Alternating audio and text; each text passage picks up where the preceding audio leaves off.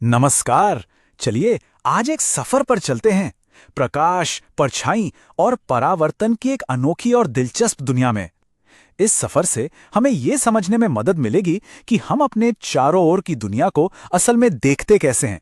तो तैयार हो जाइए। तो सबसे पहला और सबसे जरूरी सवाल, आखिर हम चीजों को देखते कैसे हैं? ये एक ऐसा सवाल है जिसके बारे में हम शायद रोज नहीं सोचते, लेकिन इसका जवाब ही हमारी दुनिया को समझने की पहली सीढ़ी है। तो हमारी खोज यहीं से शुरू होती है। तो चलिए सबसे पहले बात करते हैं प्रकाश की दुनिया की। ये जानने की कोशिश करते हैं कि ये सारी रोशनी आती कहाँ से है और चीजें हमें नजर कैसे आती हैं। सोचिए, किसी भी चीज को देखने के लिए सबसे पहले क्या चाहिए? रोशनी, है ना? और ये रोशनी आती है दीप्त पिंडों से, यानी ऐसी चीजें जो अपने खुद की रोशनी पैदा करती हैं, जैसे सूरज, तारे, एक जलता हुआ बल्ब, यहां तक कि वो छोटा सा जुगनू भी। जरा सोचिए, अगर ये ना होते तो हमारी दुनिया कितनी अंधेरी होती। ये दीप्त पिंड ही तो हमारी दुनिया के असली लाइट सोर्स हैं। अच्छा, तो दीप्त और अदीप्त पिंडों में फर्क क्या है? ये जानना बहुत दिलचस्प है। दीप्त पिंड, जैसा कि हमने देखा, अपनी रोशनी खुद बनाते हैं, लेकिन अदीप्त पिंड, जैसे कि चांद, उन पर पड़ने वाली रोशनी को सिर्फ लौटाते हैं, यानी रिफ्लेक्ट करते हैं, और इसी वजह से वो चमकते हैं। हमारे आसपास की ज्यादातर चीजें, ये मेज, ये किताब, यहां तक कि हम सब अदीप्त हैं। हम सिर्फ रोशनी को रिफ्लेक्ट करते हैं। ठीक है, तो अब जब रोशनी है तो आगे क्या होता है? जब ये रोशनी अपने सोर्स से निकलकर किसी चीज से टकराती है, तब शुरू होता है परछाई का खेल। चलिए इसे समझते हैं। प्रकाश का एक बहुत ही सीधा साधा नियम है।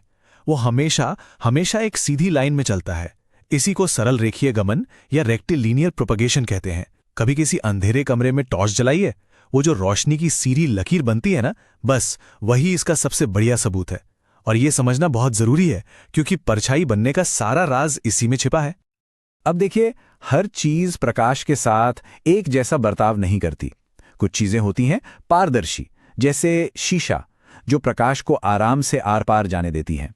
फिर आती हैं पारभासी चीजें, जैसे तेल लगा हुआ कागज, जो थोड़ी रोशनी को रोक लेती हैं और चीजें धुंधली दिखती हैं। और आखिर में आती हैं अपारदर्शी चीजें, जैसे कोई पत्थर, जो प्रकाश को पूरी तरह से ब्लॉक कर देती हैं। तो फिर छाया आखिर है क्या? बहुत आसान है। जब कोई अपारदर्शी चीज प्रकाश के सीधे रास्ते में आ जाती है, उसे रोक लेती है, तो उसके पीछे जो अंधेरा हिस्सा बनता है, बस उसी को हम छाया या परछाई कहते हैं। तो एक अच्छी साफ सुथरी छाया बनाने की रेसिपी क्या है? बस 3 चीजें चाहिए। पहला, रोशनी का एक सोर्स। दूसरा, एक अपारदर्शी चीज जो रोशनी को रोक सके। और तीसरा, एक पर्दा, जैसे कोई दीवार या जमीन, जिस पर वो छाया बन सके। इन तीनों के बिना छाया नहीं बन सकती। छाया के बारे में कुछ और मजेदार बातें भी हैं।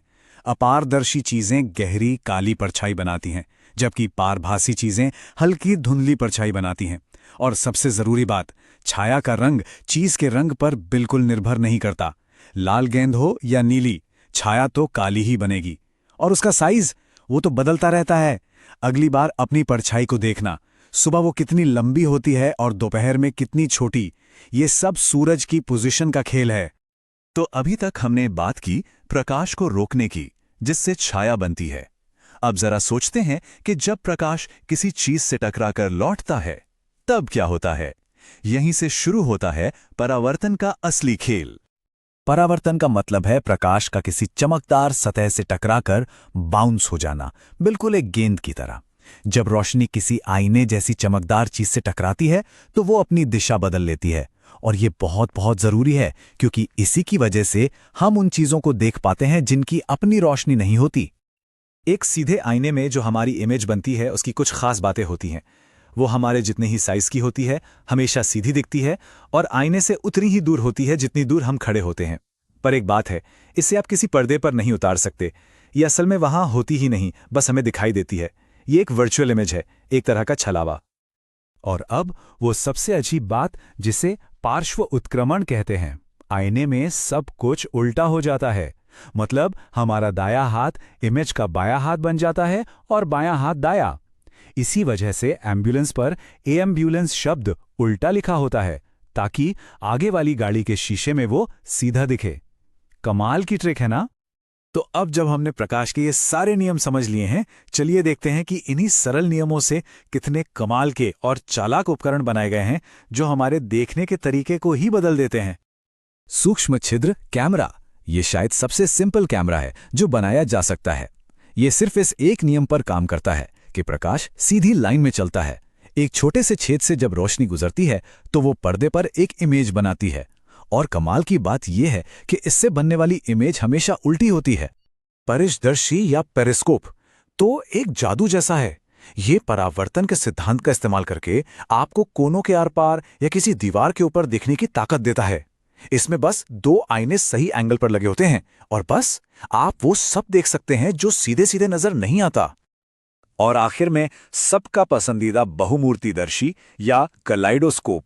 इसमें 3 आईने होते हैं जो बार बार रोशनी को परावर्तित करते हैं, और इसी वजह से अंदर रखी कांच की छोटी छोटी चीजें भी अनगिनत खूबसूरत पैटर्न बना देती हैं। ये सच में परावर्तन का एक खूबसूरत जादू है। तो आज हमने प्रकाश, छाया और परावर्तन के कुछ बुनियादी लेकिन बहुत जरूरी नियम समझे। पर यह सफर यहीं खत्म नहीं होता।